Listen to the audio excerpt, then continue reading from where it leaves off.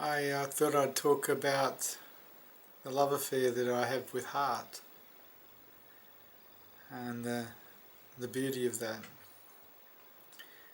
In discovering many years ago that I was more like a desert than an oasis, I decided that the only thing worth doing was to find love and to serve it.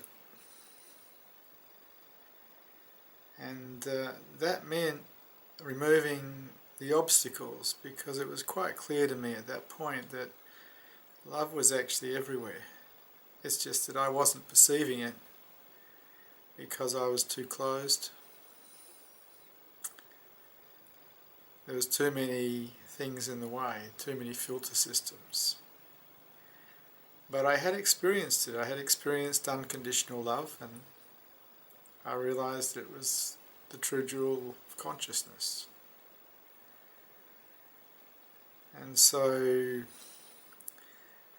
I changed my profession, became a bum actually, in search of this amazing jewel, thinking that somehow it would just happen without me doing a great deal about it. But eventually I got to an understanding that if you're going to serve heart, you actually have to learn to get out of the way. The more of you that is in the picture, the less possibility of experiencing the beauty of heart.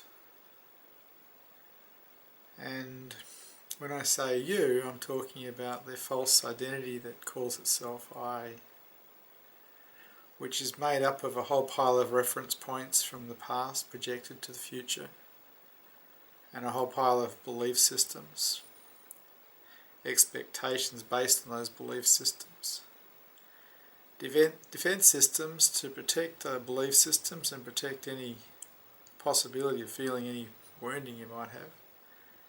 And when you pile it all together, you call it yourself, you call it you. This is me. I'm the one that's had these experiences. I'm the one that's got this future happening. I'm the one.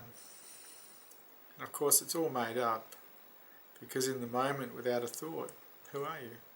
Who are you really? We have to constantly invent ourselves, constantly remember who we are, reconstitute ourselves to be a somebody, to be an I. But as you start to serve heart, you realise that that thing that's constituted itself, that calls itself you, is actually in the way. It's in the way of truth, and it's in the way of the beauty of heart. And so you start dismantling it, because it's taken you a lifetime to build it. And it probably works efficiently enough for survival, but not for the beauty of heart. And so in dismantling it, you have a couple of different things that you do. One is you practice openness, because it seems in openness there's an absence of you, and in openness there's more prevalence of heart. And then you examine what it is that closes you, and what keeps you closed, what belief systems, ideologies that are in the way, and what defense systems guard those belief systems and ideologies. You remove them too. It's like you build a fire inside yourself, and you throw anything on that fire that is in the way of the beauty of heart. Any idea, any belief system, any form of righteousness or arrogance, everything that's in the way, because you now serve heart. You serve that beauty of love, unconditional love. And as there's more and more of you burnt or gone, there's more heart, there's more love. And you start finding that love's in your life a great deal, and you love this and you love that, and you find out that there's love, but there's no I doing the loving, there's just love. And you've started to become an oasis yourself of love. an oasis of love which you can then share with everybody, friend, family, stranger, even those who may consider you an enemy. You can share this love with them. Because there's so much of you out of the picture, there's room for love to be in the body all the time and to radiate from the body all the time. And now you have a life of service, a life of taking care of others, a selfless life, a beautiful life, a noble life, an honourable life, because you've left selfishness at the door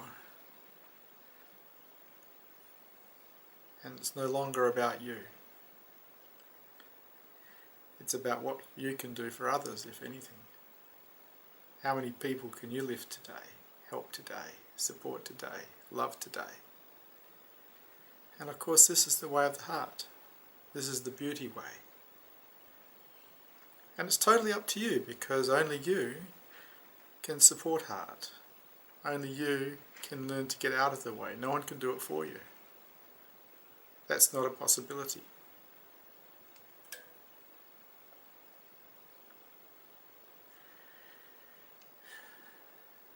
And it's not easy, because we're designed to survive, and part of putting yourself aside is putting survival aside, putting righteousness aside,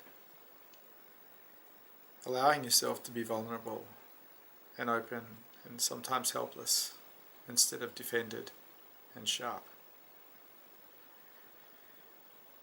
Allowing yourself to be an ear for others instead of a broadcasting system. And this is a whole way of life. This isn't something you do at night time or after work or on weekends. This is how you are every moment. It's a way of living. It's the way of the heart. And this is your opportunity to rise above the animal level, because when we serve heart, we raise ourselves above the animal level. We raise ourselves above survival. And we live a noble life, which tends to be a life of service and devotion to others. And it's absolutely up to you. No one will ever make you. No one will ever probably even try and persuade you. You have to choose it for yourself. If you see my point. If you have a really good look and have a look at what's worth anything on this plane, if you come up with love, you come up with the same answer that I came up with. There isn't, I don't think, anything else that has value.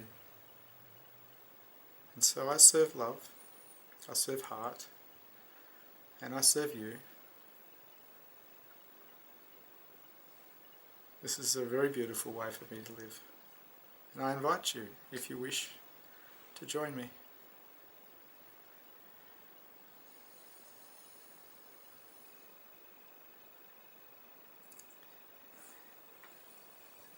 Thank you for Satsang.